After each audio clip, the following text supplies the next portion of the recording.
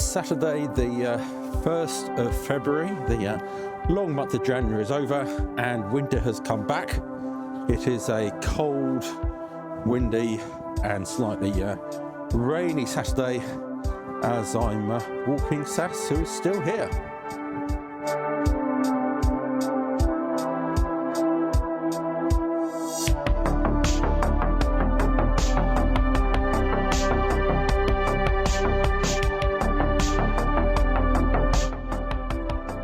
And this is Sally, a lovely German Shepherd, although she's a little bit nervous and we're still getting used to knowing each other, but beautiful and will be lovely once she gets a bit more confidence with people and other dogs.